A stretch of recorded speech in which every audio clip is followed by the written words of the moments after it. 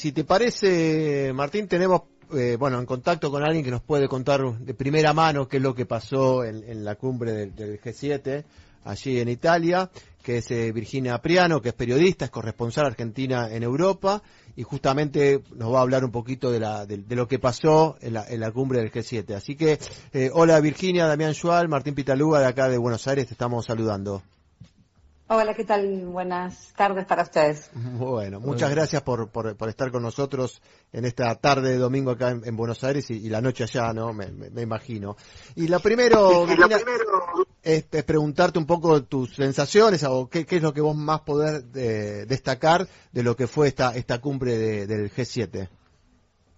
Bueno, mira, en realidad lo que la gran mayoría destaca, ¿no? Tiene que ver primero la imagen positiva con la que queda la primera ministra italiana Giorgia Meloni después de esta cumbre. Ella dio una conferencia de prensa en el día de ayer sábado, cuando terminó la cumbre, justamente destacando, ¿no?, el lugar que ocupa Italia, o que ella quiere que ocupe Italia después de esta cumbre. Recordemos que la cumbre se hizo en la Puglia, en el sur de Italia, y Italia tuvo este año la presidencia del G7, que va rotando año por año. El año que viene va a ser Canadá, el año pasado fue en Japón, y había mucha expectativa. De las cosas más destacadas tienen que ver, bueno, con haber conseguido la presencia del Papa Francisco, que es la primera vez en la historia de un G7 que un Papa participa, y para hablar del tema de la inteligencia artificial, Sí. Que son los temas principales, digamos. Creo que los grandes temas que se lleva a esta cumbre tiene que ver, por supuesto, con Ucrania, como ustedes lo venían comentando, que fue uno de los temas centrales, más aún que la guerra en Medio Oriente, creo yo. Ucrania tuvo un lugar más importante, bueno, con este préstamo que se consiguió finalmente que se aprobara de 50.000 millones de euros para Ucrania, que era un proyecto que trajo Estados Unidos y que estaba necesitando el consenso final del grupo de los 7, que finalmente lo consigue. Un Zelensky que participó del primer día, que estuvo ahí acompañado, agradeció el apoyo. En el documento ese final es un documento muy largo, de 36 páginas, justamente más allá de la ayuda económica a Ucrania, lo que el grupo destaca es el apoyo por tiempo indeterminado a Ucrania hasta que el conflicto, digamos, se resuelva, y también el haber hecho hincapié en China como otro de los grandes, ¿no?, como alertaron el peligro, sobre todo comercial, de China a nivel mundial, y también el apoyo indirecto de China a Rusia. Virginia, ¿vos pudiste de cierta manera observar esto que veníamos hablando acá con Martín, sobre cómo llegaba cada uno de los líderes a esta cumbre, ¿no? La mayoría con capa caída por los resultados europeos, y ahí vos lo que destacaste muy bien de Meloni, ¿no? Como que ella, bueno, las repercusiones que llegaron acá, bueno, que se nota una muy fría relación, por decirlo de una manera, con Macron, pero como ella quedando como claramente como la figura principal de Europa. Ella está buscando eso, ¿no? Parece que posicionarse en ese lugar, ¿no? Sí, digamos, lo que llama bastante la atención, digamos, cómo Meloni en los últimos meses ha crecido mucho en su imagen, y ha conseguido, como bien vos decías, el fin de semana anterior, que fueron las elecciones europeas, y como Macron, así como el canciller alemán, llegan de capas caídas, por decirlo de una manera, y como ella llegó con esta imagen positiva, y si le faltaba algo era tener un G7, ¿no?, en su país. Claro. Y con los temas que también ella quería, porque digo, entre todos los temas que se trataron, fueron 6 sesiones en estos 2 días de G7, son 6 sesiones con varios temas, ¿no?, dentro de cada una de las sesiones. Italia incorporó el tema de la migración, también el tema de África, y el tema de la inteligencia artificial, que fueron como los 3 temas que más interesan, sobre todo a Italia. Más allá de la inteligencia artificial, obviamente que el tema de la migración y África, que son de los grandes problemas. Y esto que vos decías, de estas tensiones que se vieron, para la gente que no sabe, esa tensión que se vivió el primer día entre Macron y Meloni tuvo que ver con el tema del aborto, y cómo finalmente se consiguió. En el comunicado final se excluyó la palabra aborto dentro del tema de fertilidad, reproducción, cuidado de la mujer, asistencia sobre todo. No es que se cambió lo que piensa el G7 en relación a abortos y abortos no, sino era el sacar, digamos, Claro. la palabra que estaba en el documento del 2023. Bueno, finalmente Meloni consiguió que esto se sacara. Ella después salió a minimizar, digamos, estos cruces con Macron, y mismo Macron lo dijo en una entrevista con el Diario de la República. Él dijo como que, bueno, sí, se sabe que tienen diferencias ideológicas, ¿no? Recordemos que tienen dos posturas ideológicas muy, muy distintas. Y también en parte la presencia del Papa en este G7, obviamente que sobre todo los medios destacan que estaba muy vinculado, ¿no?, con esta postura y este tema, exactamente. Virginia, ¿cómo te va? Martín Pitaluga. La verdad que está muy claro lo que decís. De las conclusiones del G7, que son larguísimas, tú estás destacando acá que Meloni logró eliminar de la declaración final el tema del aborto, la simple mención. No nos olvidemos de que podrá edulcorar un poco las ideas de extrema derecha, según mi opinión, Meloni, pero su eslogan de patria, familia, ¿no?, y tradición son esas, ¿no? Sí, creo que estamos sí, confundiendo a veces con algunos otros de extrema derecha.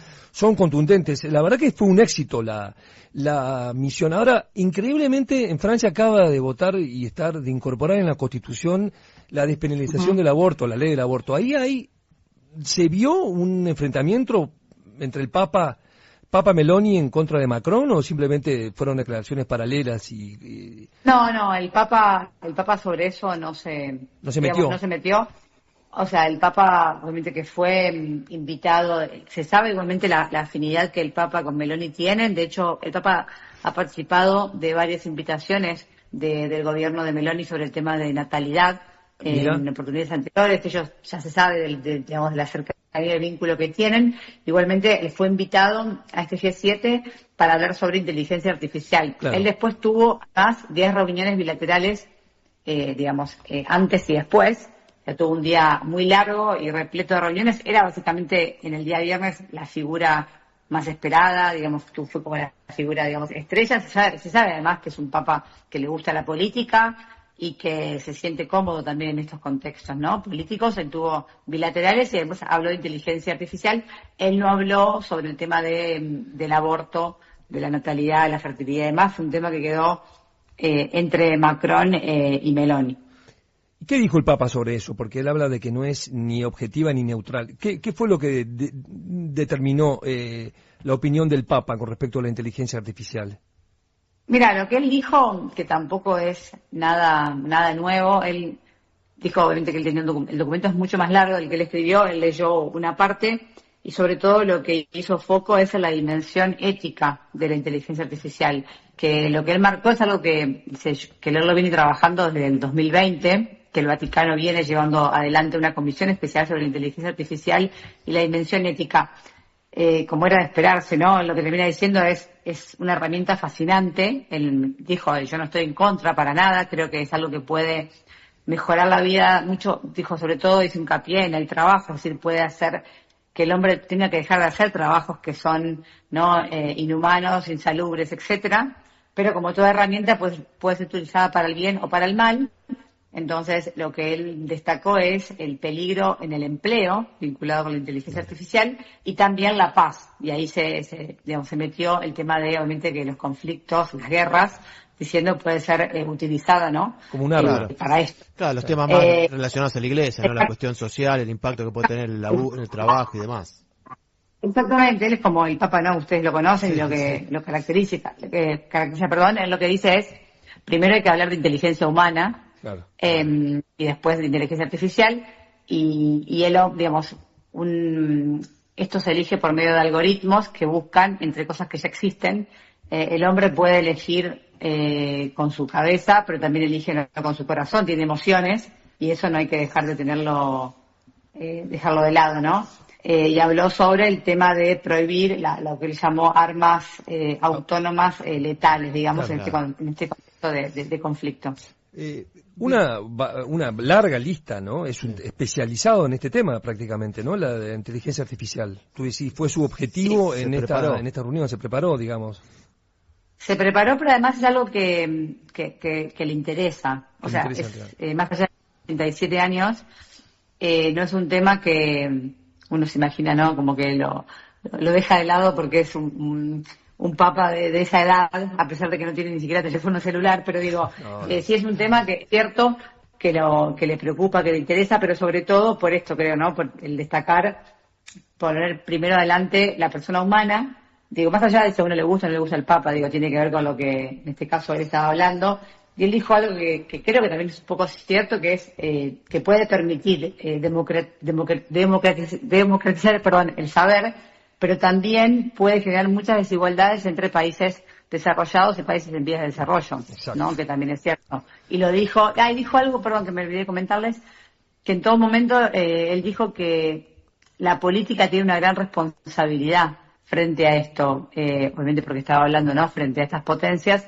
Él dijo, nada de esto puede suceder si la política no se involucra, si no es imposible. Entonces él dijo, la política está muy mal vista por muchos malos ejemplos, pero no por eso ustedes tienen una gran responsabilidad frente a regular esto. Que fue lo que marcó. Eso cuando dice que el ser humano debe tomar la decisión, en esas otras declaraciones que hizo el Papa. Exacto. ¿Cuántas reuniones tuvo el Papa, perdón, que dijiste? Es impresionante la vitalidad. Tuvo 10 reuniones bilaterales.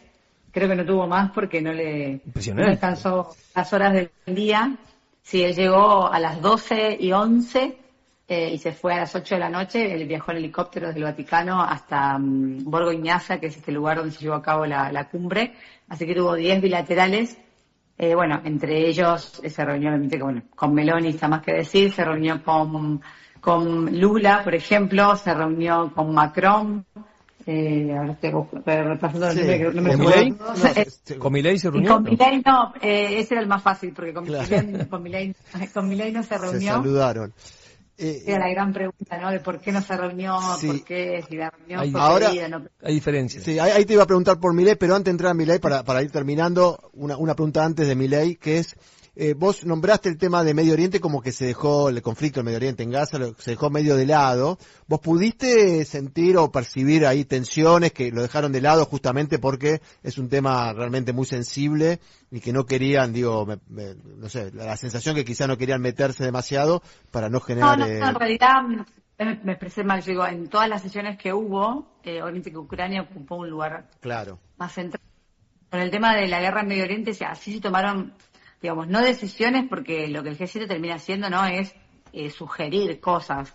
En el caso de Medio Oriente, esto fue traído, antes del G7 ya se había firmado un documento por parte de estos países, que obviamente encabezado por Estados Unidos, que ellos lo que terminan pidiendo es a Hamas el cese al fuego antes de octubre, que liberen a los rehenes y que por otro lado Israel no contraataque. Pero bueno, como todas estas cosas que acepten el acuerdo, ¿no? Que acepten el acuerdo de Biden, digamos.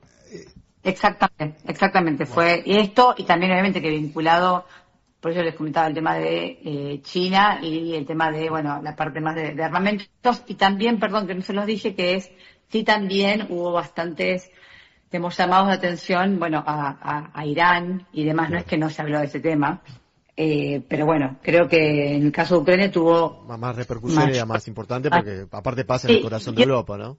Y otra cosa que al menos a mí me llamó la atención en este largo documento final fue que también hay una mención a Venezuela, lo digo no porque somos nosotros de Argentina, hay un párrafo expreso sobre Venezuela donde piden que haya elecciones justas, aseguradas, libres y democráticas el próximo 28 de julio, que permitan tener veedores europeos internacionales y que el régimen de Maduro deje de perseguir a los opositores.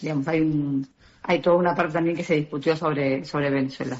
Estamos hablando con Virginia Priano, quien estuvo corresponsal argentina de Europa, quien estuvo en el G7, y para ir terminando, Virginia, y agradeciéndote la atención de atendernos, queremos hablar de Milei, ¿no? ¿Cómo lo viste a Milei? ¿Nos podés hacer un poco un resumen de su participación ahí? Que desde acá, se ve importante porque por primera vez quizás se codeó con los líderes más importantes del mundo, ¿no? ¿Cómo lo viste vos? Sí, mira, en realidad creo que la imagen que más se destaca, obviamente, que es el saludo, esta cercanía con Meloni en la llegada a la cumbre, ese momento que se saludaron, ella habló en español, saludaron con mucha, ella habla muy bien español, sí, se saludaron con mucha cercanía.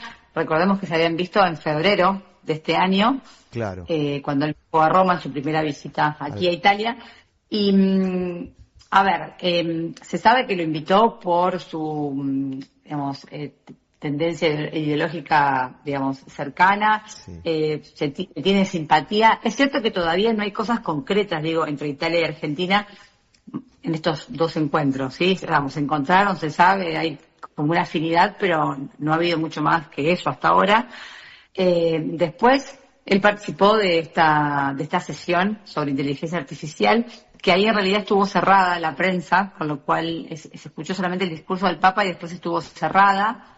Supuestamente hubo una intervención de Milei en el que también habló de la paz, de Ucrania y esto que él quería llevar esta idea de Argentina como un lugar para el desarrollo de la inteligencia artificial, pero mucho más de Milei en la cumbre no se supo. O sea, él tuvo después 2 reuniones bilaterales con el Fondo Monetario Internacional y con el Banco Mundial, y después en realidad ni siquiera participó de la cena de cierre de la noche. Mira. Fue a su hotel con su comitiva. Él no estaba durmiendo en el hotel en Borgo Ignacio, durmió en otro hotel cercano. ¿Pero por qué no participó? ¿Porque decisión de él? Sí, pero no, la verdad es que yo no sé, y los periodistas que pregunté, nadie sabía por qué. La información era muy escueta, digo, como suelen pasar en estos viajes. Digamos, simplemente se supo esta información que mandó el gobierno después, la foto con ambos funcionarios y no mucho más. Se sabe que en realidad, bueno, venía este viaje muy largo. De hecho, Meloni, ustedes lo vieron cuando ella lo saluda a él, que le dijo, hiciste como un gran viaje para estar acá. Dijo ella riéndose. Es simpática, Meloni es naturalmente simpática, ¿no? Vos sabés que a mí, yo no soy una experta y tampoco, digo, no soy experta en política de Italia, y yo la conocí a Meloni el año pasado en una cena que hizo el gobierno para los corresponsales extranjeros, y fue la primera vez que la vi, y yo, como todos los que estábamos, muy sorprendidos. Es muy carismática. Sí. Muy simpática, mucho más de lo que uno cree. Digo, creo que ella tuvo esa imagen, ¿no? O ella cambió, o digamos, o la política la cambió, o bueno, o no era tan así, ¿no? No se sabe si la imagen de ella durante la campaña, ¿no? Claro, había muchas dudas con respecto a ella, si iba a poder gobernar en un país tan difícil como Italia, y realmente ha demostrado que sí. Nos sorprendió a todos. Tiene mucho carisma, tiene, digamos, lleva adelante un país que es muy complejo como es Italia, un país además que es muy machista y no es nada fácil.